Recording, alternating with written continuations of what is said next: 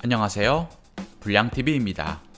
오늘 전해드릴 이야기는요, 다른 국적이었다면 대박이 났을 축구선수 탑10을 선정하였습니다.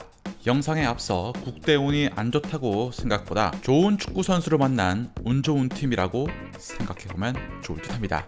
10위는 헨리크 미키타리안입니다.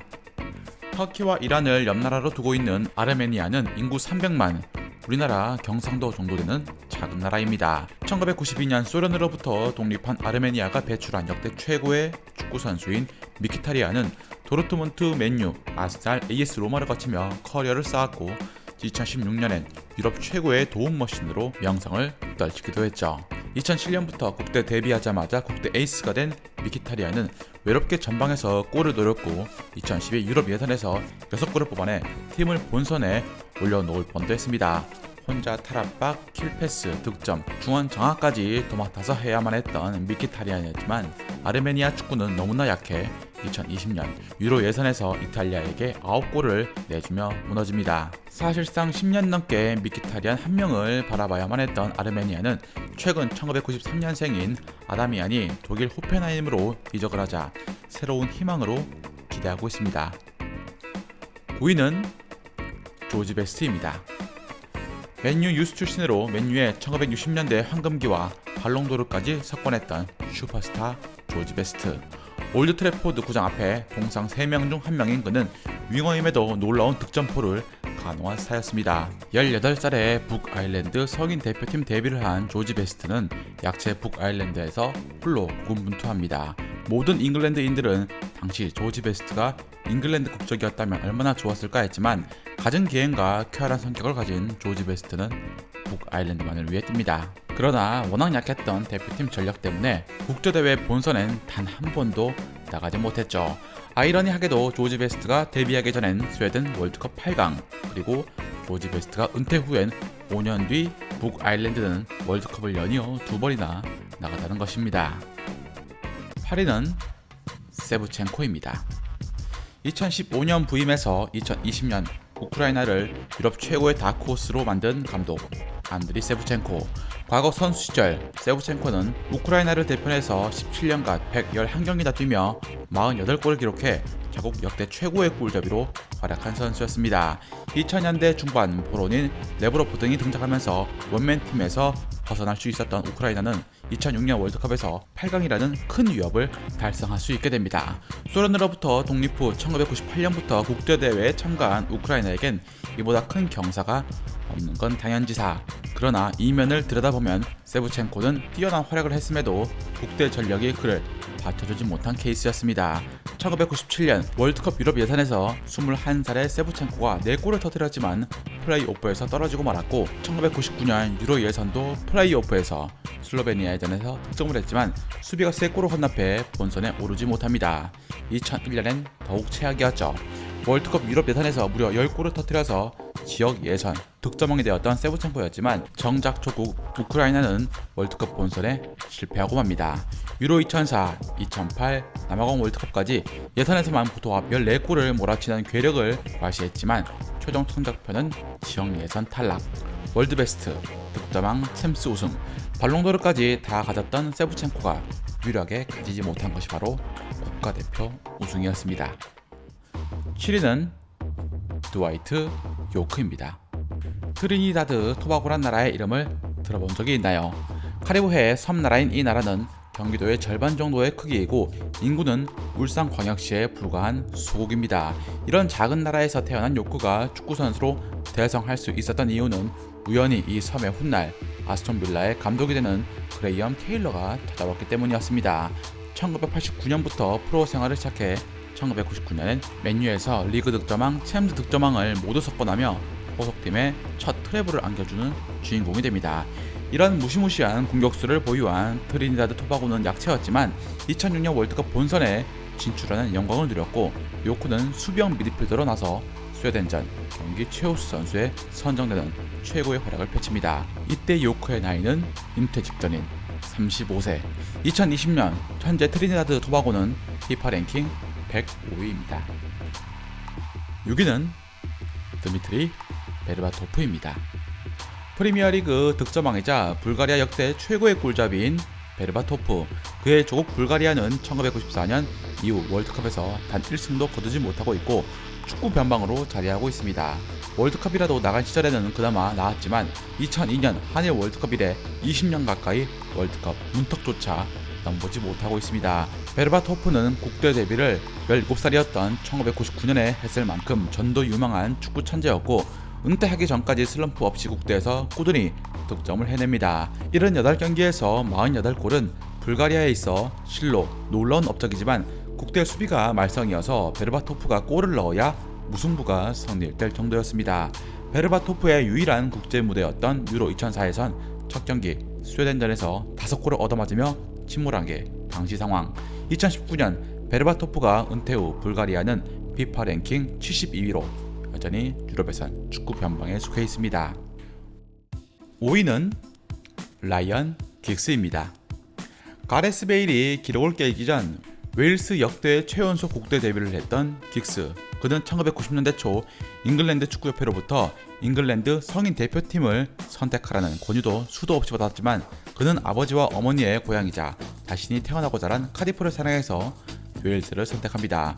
웨일스는 과거부터 이안 러시나 마크 휴즈 같은 뛰어난 선수들이 가끔 등장한 나라였지만 다른 선수들과의 기량 차이가 컸기 때문에 1990년대에서 2000년대 이르러 국제 무대에 얼굴조차 내밀지 못한 암담한 시간을 가져야만 했습니다.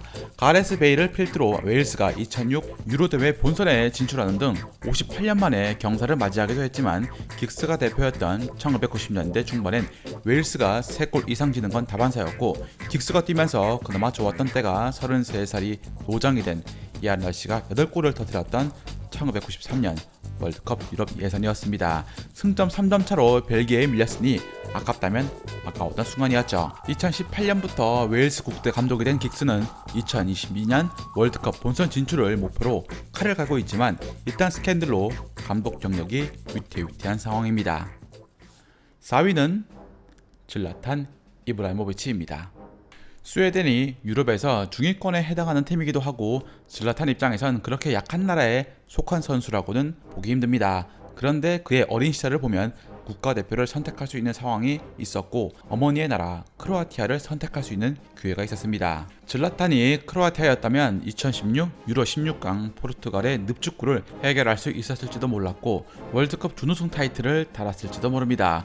어쨌든 자신이 나고 자란 스웨덴 성인 대표팀을 선택한 질라탄은 2002 한일 월드컵부터 나서며 기나긴 국가대표팀 생활을 시작합니다. 스웨덴은 질라탄 효과를 제대로 봅니다. 빡세기로 유명한 월드컵 유럽 예선에서 그의 득점포가 터지냐에 따라서 결과가 좌지우지될 정도. 특히 최악의 유럽 예선 존편성 때문에 스웨덴은 연이어 포르투갈의 벽을 넘지 못했고 스웨덴의 팀 전력이 점점 약화됨에 따라서 질라탄 의존도는 너무나 높아가만 갑니다. 유로 2016을 끝으로 질라탄이 은퇴했지만 스웨덴은 놀랍게도 2018 유럽 월드컵 예선에서 파란을 일으키면서 월드컵 본선에 올랐고 질라탄은 불운의 사나이가 됩니다. 2020년 11월 다시 국대 복귀를 암시한 질라탄. 39살이지만 여전히 세리 A 최고의 골잡이로 활약 중인 그의 국대 복귀를 축구팬들은 기대하고 있습니다. 3위는 모하메드 살라입니다. 잉글랜드 프리미어리그에서 득점왕까지 차지하면서 세계 최고의 선수 반열에 올라선 모하메드 살라. 2010년까지 아프리카 축구 최강국이었던 이집트는 2012년을 기점으로 하락세를 타고 있었고 이 시기 등장했던 것이 바로 어린 살라였습니다. 28년 만에 이집트를 2018 러시아 월드컵 본선에 올려놓은 결정적인 역할을 한 살라였지만 이집트 국가대표팀에서 살라와 아스날의 엘레니를 제외하면 대표팀에서 100억 이상의 몸값을 가진 선수가 한 명도 없었고 유럽 빅리그를 뛰고 있는 선수는 단 3명, 90%가 이집트 리그 출신 선수들이었습니다. 골키퍼 엘 하다리가 45세의 나이로 월드컵에 출전을 했으니 선수층도 얇은 국가였죠. 이런 상황에 살라의 어깨는 무거울 수밖에 없었고 챔스에서 당한 부상은 월드컵에서의 살라를 괴롭히게 됩니다. 이집트는 2014년에 가나에게 막혀 월드컵에 오르지 못했고 2017년 아프리카 네이션스컵에서 살라를 내세웠지만 결국 우승 문턱에서 좌절합니다. 그래도 경기당 1개에 가까운 공격 포인트를 국대에서 꾸준히 기록 중인 살라는 이집트 축구를 구원해줄 국민 영웅으로 떠받들여지고 있습니다. 2위는 오바메양입니다. 아프리카 올해의 선수 4연패에 빛나는 야야 투레를 제치고 2015 올해 아프리카 선수가 된 오바메양. 그의 국적은 인구 200만의 아프리카 서쪽의 작은 나라 가봉입니다. 그는 프랑스에서 태어나 21살 때까지 프랑스 리그에서 활동하며 프랑스인으로 살다 가봉의 레전드 축구 선수였던 아버지의 권유로 가봉 성인 대표팀을 선택하게 됩니다. 2010년부터 가봉 국가대표로 활약하기 시작한 오바메양은 가봉의 절대적인 에이스였고 2012 네이션스컵에서 3경기 연속골에 힘입어 가봉은 8강까지 진출하기도 합니다. 이것이 가봉의 근래 최고의 성적. 월드컵은 번번이 아프리카 예선에서 고배를 마십니다. 오바메양이 홀로 고군분투하는 게 안쓰럽지만 최근 들어선 D종의 디디에 은동, 풀럼의 마리오 레미나 등이 성장하면서 조금씩 희망이 보이고 있습니다. 2010년 이후 발표된 아프리카 올해 선수 중 월드컵 경험이 없는 선수는 오바메양이 유일합니다. 대망의 1위는 조지 웨아입니다. 조지 웨아의 아들 티모시 웨아는 미국 국대를 선택합니다. 티모시는 미국에서 살아서 미국 교육을 받은 사실상 미국인이었던 셈이었죠. 아프리카 라이베리아 출신으로 발롱도르까지 수상한 조지 웨아는 AC 밀란에서 화려한 전성기를 맞이한 선수였지만 조국 라이베리아는 지금까지도 월드컵 본선에 출전한 기록도 없고 2002년 조지 웨아가 말년에 활약해 본선 근처까지 갈 뻔했으나 역시 예선 탈락에 고배를 마신 축구로는 비운의 나라입니다. 가난한 대표팀 때문에 조지 웨아가 사비를 털어가면서 대표팀을 이끌어야 했던 상황이었죠.